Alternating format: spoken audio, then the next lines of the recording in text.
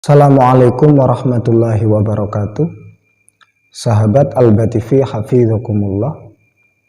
Kami di sini akan menjelaskan tentang dalil-dalil penguatan pengeras suara.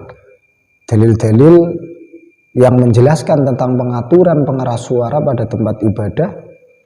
Karena banyak orang yang tidak tahu bahwa pengeras suara itu tidak ada mulai zaman Rasulullah.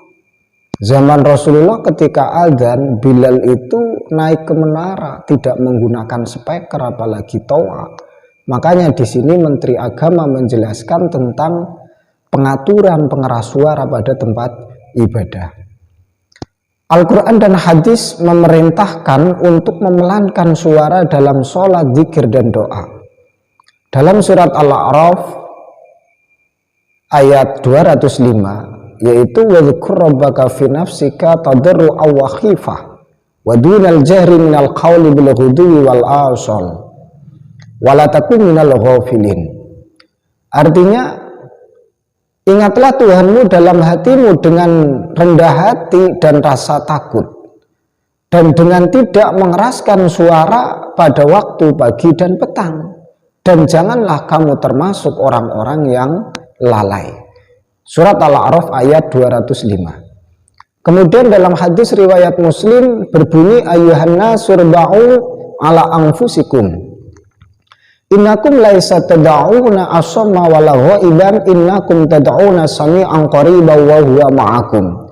Yang artinya, wahai manusia, kasihanilah diri kalian dengan mengecilkan suara kalian saat berdoa.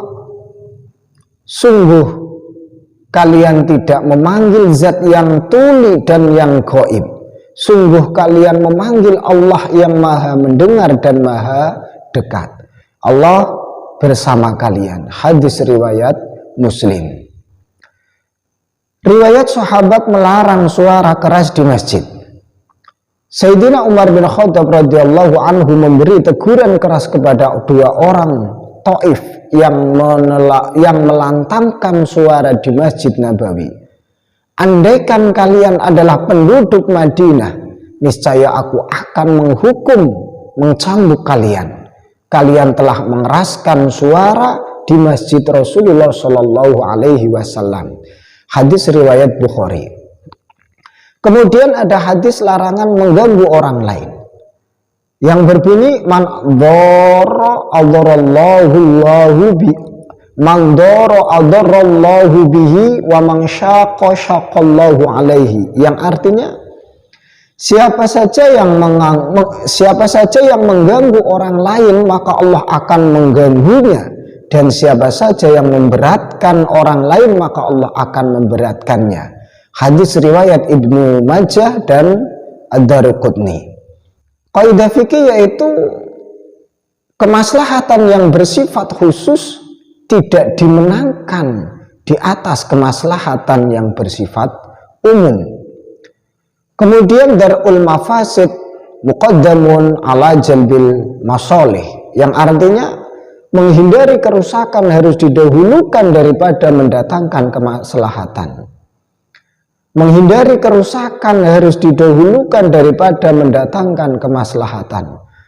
Suara menjadi pintu riya dan sum'ah. Hadis riwayat Bukhari dan Muslim, man sama'a sama'allahu bihi wa may yura'i yura'i Allahu bihi, yang artinya siapa saja yang pamer amal, siapa saja yang pamer amal agar didengar orang, maka Allah akan memamerkan keburukannya. Dan siapa saja yang amal dan barang siapa yang amal agar dilihat orang, maka Allah akan memperlihatkan keburukannya. Penggunaan pengeras suara untuk zikir, doa, dan semisalnya jauh dari ketenangan dalam beribadah yang disyariatkan agama. Nabi bersabda, ud'u rabbakum tadarru'an wa khufyah innahu la yuhibbul mu'tadin. Surat Al-A'raf ayat 77. Yang artinya, berdoalah kepada Tuhan kalian dengan rendah hati dan suara lembut, sungguh Dia tidak menyukai orang-orang yang melampaui batas. Itulah tentang dalil-dalil yang menjelaskan tentang pengeras suara. Maka dari itu kita harus lebih cerdas, kita harus lebih pintar menanggapi keputusan Menteri Agama. Menteri Agama itu sudah sesuai peraturan, sudah sesuai dengan anjuran syariat yang dibawa oleh Rasulullah. Banyak dalil-dalil yang menjelaskan tentang pengaturan, tentang suara.